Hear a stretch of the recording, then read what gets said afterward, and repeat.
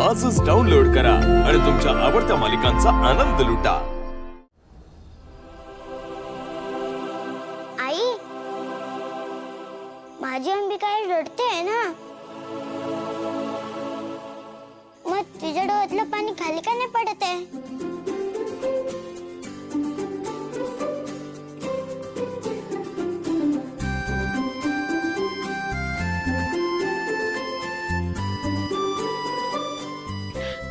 मीरा, थांब, मी आहे ना।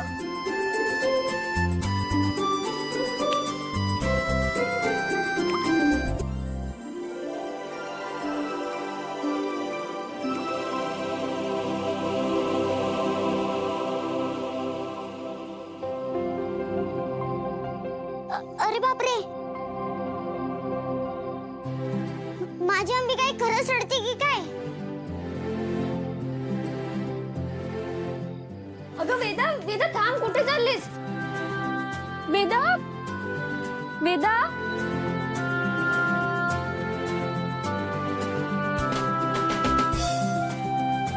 का? अगं बाळा, कुठे चाललीस?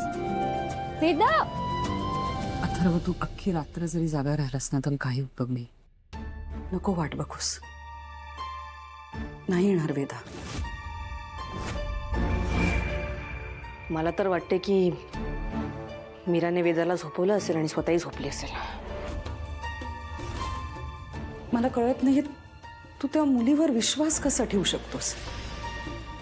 देवळात जायला सुद्धा मीराने वेदाला जबरदस्तीने तयार केलं होतं।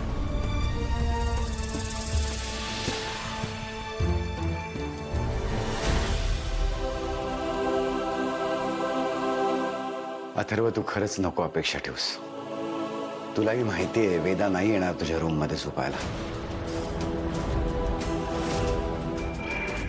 हे बघ अथर्व, आम्हा सगळ्यांची तळमळ फक्त तुझ्यासाठी चालली, तुला त्रास होऊ नये एवढंच आम्हाला वाटतं। तू नको विश्वास ठेवूस त्या मीरावर। वेदा नाही येणार बाळा, ऐक माझा, झोपून जा।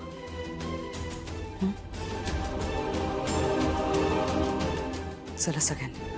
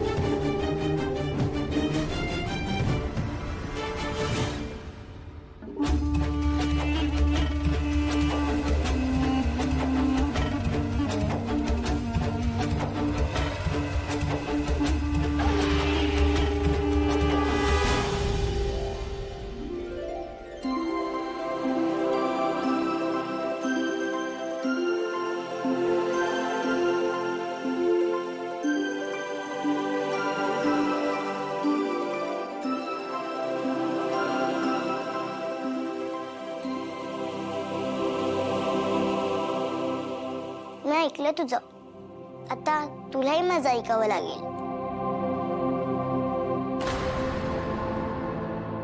इथे थांबून मला एक गोष्ट सांग, मी एकटी नाही राहणार इथे, तुला पण माझ्यासोबत थांबावं लागेल।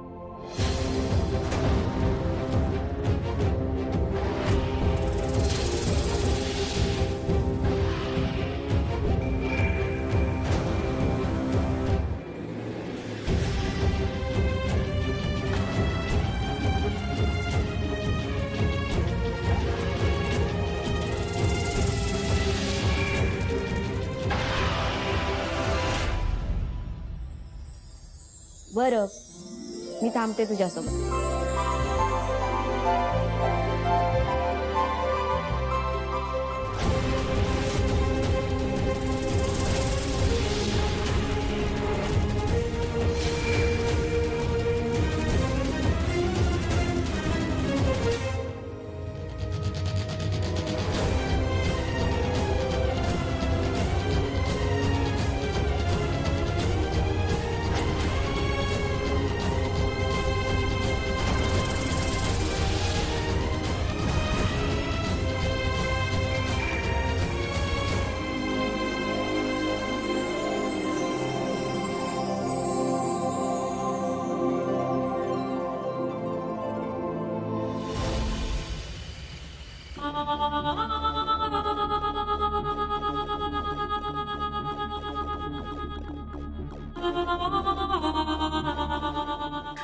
मंजिरी, इतकी वर्ष तुझ्या घरावर राज्य केलंस, सगळ्यांना आपल्या मुठीत ठेवलंस आणि ती गावाकडची मीरा तुला वरचा ठरली, तुला हरवते ती.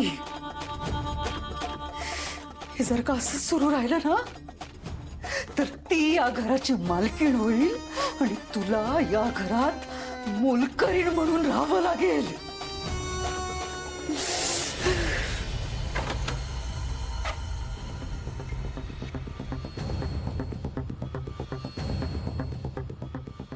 मंजिरी, तू पाहिलंस ना मीराने आज काय चमत्कार केला ते. जी वेदा अथर्वच्या समोर सुद्धा थांबायला तयार नव्हती ती आज त्याच्या रूम मध्ये झोपायला तयार झाली, केवळ मीरामुळे. पाहिली मी, तिथेच होते ना मी. हो. मंजिरी, मी खरं तर गोंधळून गेलोय. कुठली मीरा खरी आहे? अथर्वचा विश्वासघात करणारी मीरा खरी आहे का वेदामध्ये इतके चांगले बदल घडवणारी मीरा खरी? अथर्वला पायऱ्यांवरून पाडणारी मीरा खरी आहे का मग वेदाला सुखी कुटुंबाचं चित्र काढायला शिकवणारी मीरा खरी आहे? ज्या क्षणी ती अथर्वची बायको म्हणून योग्य वाटत नाही त्या क्षणी ती वेदाची आई म्हणून योग्य वाटायला लागते. तू सांग मंजिरी, आपल्या घरासाठी मीरा योग्य आहे का अयोग्य आहे हे आपण कसं ठरवायचं?